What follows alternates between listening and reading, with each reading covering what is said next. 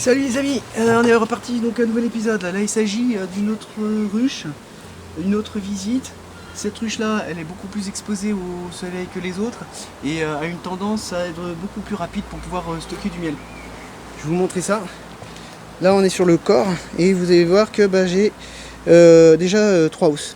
Je ne l'ai pas encore ouverte, ça va être la découverte qu'on va effectuer ensemble. Mais je présume que cette hausse là, qui se trouve tout en haut, elle est déjà plus que bien remplie. Et j'en profite aussi pour regarder mes notes sur ce que j'ai pu effectuer la semaine passée, le week-end dernier. J'ai juste fait une division et j'ai trouvé également qu'il y avait des œufs. Voilà ce que je peux en dire pour cette ruche là. Donc hop, comme d'hab, j'en fume. Voilà. Je vais peut-être reculer pour voir avec vous cette partie là, ça sera d'autant plus intéressant je pense. Donc qu'est-ce qu'on va trouver? Hop, hop. Il y a du monde, il y a pas mal d'abeilles, c'est normal. Qu'est-ce qu'on peut trouver d'autre à votre avis? Donc ouais, c'est ce que je disais, hein. Il est bien rempli, il est bien rempli, il est bien rempli. Regardez, je vais vous montrer ça de plus près. Hop. Je sais pas si on voit bien. Hop. On voit que c'est pas mal rempli alors que ce n'est que la 3e hausse, hein. Enfin c'est la 3e hausse. Donc pour ce coup là, est-ce que ça tourne toujours? J'ai l'impression. Pour ce coup là, ouais, elle pèse son poids. Donc qu'est-ce que ça signifie? Ça signifie qu'il va falloir que je rajoute bien entendu une autre hausse. On va être à la 4e hausse. En fait je suis quasiment à une hausse par semaine. C'est pas mal. C'est une bonne souche, une bonne population, hein, qui est vraiment productive. Ça c'est vraiment ce qui est attendu de tout apiculteur. Alors ce que je pourrais faire à la rigueur, comme pour les autres fois que j'avais effectué, hop, comme ça on verra mieux tous ensemble, c'est de voir si les extérieurs effectivement peuvent être optimisés. Là je me prends pas trop la tête, je fais juste ça. Là vous voyez, ici, en comparaison d'ici, et vous voyez du coup, hop, je retourne. C'est pas plus mal. Ici pour voir au milieu, ouais on sent que c'est beaucoup plus lourd, hein.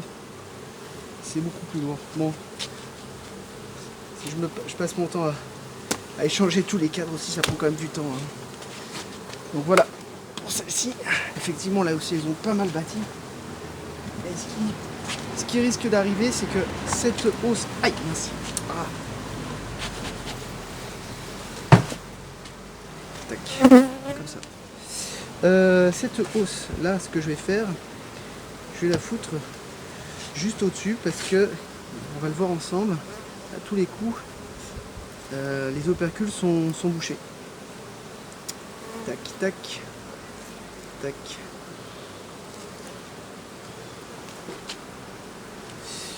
Donc sur le petit incident qui vient de se passer sur l'abeille qui m'a piqué, qu'est-ce que je voulais dire? Donc elle est morte, elle va mourir.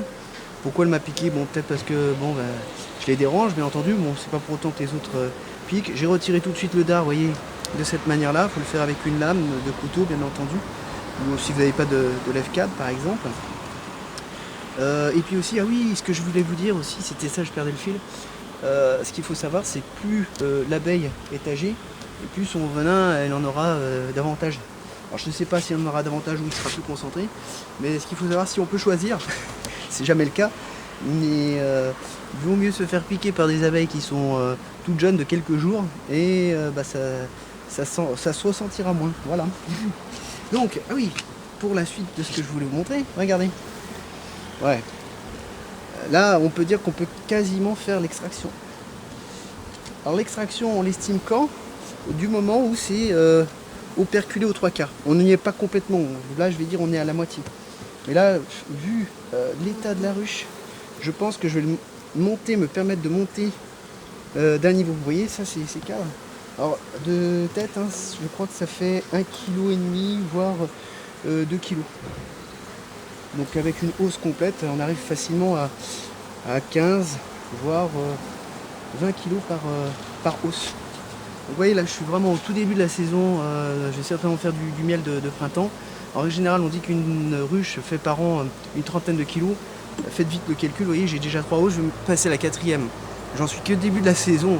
Donc bien entendu on récolte jusqu'à juin, fin juin. Après moi j'arrête. On verra ce que va dire l'avenir. Hein. Après c'est difficile de prédire l'avenir suivant la météo, suivant les événements, de ce qui peut se passer, et puis aussi des conneries que je peux faire moi-même, parce que ça m'arrive. Donc là j'ai déjà retiré la dernière hausse, ou la première, suivant la façon dont on compte dans quel sens on compte. Là, je vais passer à la visite habituelle. Hop, on retire ça, un petit peu la cire. Après c'est envahissant, après on n'arrive plus à rien enlever. Puis ça bouche aussi le passage pour que la reine puisse passer, que les abeilles puissent passer d'un niveau à l'autre sur les hausses. Leur faciliter au maximum le passage. Donc vous voyez, je me suis peut-être fait piquer, je me suis fait surprendre, juste pour revenir sur cette piqûre là. Vous l'avez entendu, bon parfois ça surprend et je pense que celle-ci était un peu forte par rapport aux autres. Donc là, ma visite se poursuit. Je vérifie s'il y a des œufs, je viens de le voir effectivement, donc tout est bon. La dernière chose à voir maintenant, bon ça c'est une amusette je pense, c'est les fameuses cellules royales.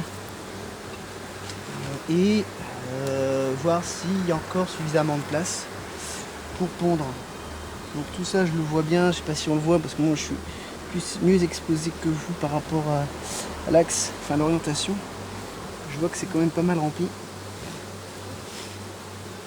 Hop. On arrive sur les cadres 2020 où on verra beaucoup mieux, comme la cire est beaucoup plus propre. Ah vous voyez, ça c'est magnifique. Ça c'est beau à voir. Ça c'est beau à voir. C'est tout fermé. On retrouve aussi d'ailleurs les fameuses cheminées ici. Cheminées où les abeilles rentrent dedans pour pouvoir, en période d'été, estivale, ça sert à réguler la température et du coup la baisser. Et inversement, quand il fait frais, je pense, pour chauffer également du coup s'il y a besoin de chauffer. Tout là on le voit bien, il y a vraiment beaucoup d'œufs. Je sais pas si vous le voyez à la caméra. J'essaie de pivoter dans différents... Mais on voit qu'il y a vraiment beaucoup d'œufs. Vous voyez que déjà la cire aussi... Tiens, la reine est là. Elle est là. Bonjour la reine. On l'a déjà vue la dernière fois. Elle aime bien se montrer. Alors je disais que j'allais la changer, mais vu la force, ça sert à rien de la changer. Et puis elle est tranquille, vous voyez, bon, c'est aussi ce que je voulais ajouter. J'ai eu beau me faire piquer, vous voyez qu'elle m'attaque pas plus que ça, vous voyez. Regardez. Elles sont gentilles. C'est magnifique. Ouais, il y a énormément d'œufs. Donc je pense qu'il va falloir que je lui offre un peu plus d'espace avant d'arriver à une SMH. Alors, ce que je peux faire, j'avais l'intention de faire une division. J'ai pas trop l'intention finalement de faire une division. Plutôt de soulager en mettant un cadre de cire gaufrée ou bâti. Cire gaufrée, donc c'est quand elles ont tout à rebâtir que je leur offre un... Enfin c'est moi qui leur offre, c'est elles qui l'ont fait à la base. Que je leur donne un cadre de cire gaufré, elles ont tout à rebâtir derrière. Et bâti, donc gaufré, il faut qu'elles le bâtissent. Et bâti, c'est tout bâti, sauf qu'il n'y a rien dedans, c'est quasiment vide. Il y a un peu de miel, un peu de pollen, mais autrement c'est des alvéoles qui sont prêtes à être pondues. Donc là on vérifie ici, il n'y a pas de cellule royale. Donc ça c'est acceptable, c'est bon, ça c'est des petites amusettes. Voilà. Bon je pense qu'on arrive au terme de la visite. Pour conclure, elle se porte bien, elle est forte, même presque trop forte. Donc je vais anticiper sur de la même façon que tout à l'heure. Vous voyez, ça c'est un beau cadre que de pollen. Si j'ai besoin de faire une division, vous voyez, je peux récupérer ce cadre parce que le pollen est indispensable pour pouvoir justement faire des cellules royales. Donc, comme je le disais, sur cette ruche, je vais lui retirer un cadre au moins, au bénéfice d'une ruchette, un cadre de couvain par exemple. Celui-ci, pourquoi pas. Et puis je vais en rajouter énormément d'espace, enfin énormément, juste un cadre. Alors, vous voyez, si la petite technique, je crois que je l'avais déjà montré, c'est pas moi qui l'ai inventé. Hein. Ah, tiens, elle, vous voyez, elle s'est coincée et elle m'a piqué. Là, c'était pas de l'agressivité. Hein. Hop. Et là, je la sens moins. Mais bon, je vais pas la laisser parce que... Voilà, ça c'est un exemple, vous voyez, bon bah c'est un accident, mais pas intentionnel de leur part. Elle s'est coincée dans mon vêtement et puis voilà. Donc ça arrive de se faire un petit peu piquer quand même. Quand on y met les mains dedans. Et ouais. Donc vous voyez là je vais écarter les deux cadres, comme ça me permet de secouer les abeilles sans qu'elles partent un peu dans tous les sens. Et de maîtriser ça. Donc vous voyez je récupère ce cadre à l'intention d'une ruchette. Voilà. Couvain ouvert. Voilà.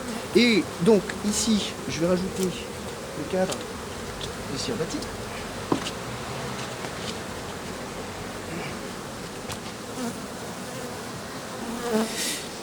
Donc que voici, il est tout neuf. Alors là on voit que c'est la cire gaufrée qui n'a pas été complètement tirée. Là ça a été énormément tiré sur une autre ruche qui n'a pas fonctionné correctement. Et du coup, ça me permet le fameux renouvellement, le fameux état sanitaire, hygiène de la ruche, que ce soit propre et de la super cire. Donc là je me gêne pas, je la mets directement au milieu.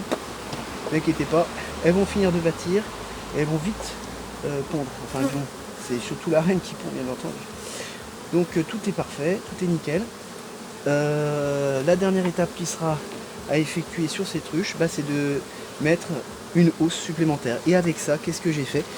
Je limite la fièvre d'essaimage. Ça ne veut pas dire que je ne l'aurai pas, hein, tôt ou tard. Mais là, je le limite fortement et je continue à assurer le développement normal de la ruche.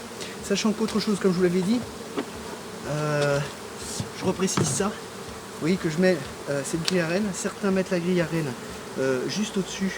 C'est-à-dire laissent une hausse supplémentaire et mettent la grille à reine. Je l'avais déjà précisé, je trouve que c'est pas top, ça fait pas propre. Puis ça mélange un petit peu les cadres avec du pollen. Parce que bien entendu, dans la hausse, la reine ni une ni deux, elle va pas gêner. Elle va le faire, elle va pondre si elle trouve de l'espace, ce qui est tout à fait normal.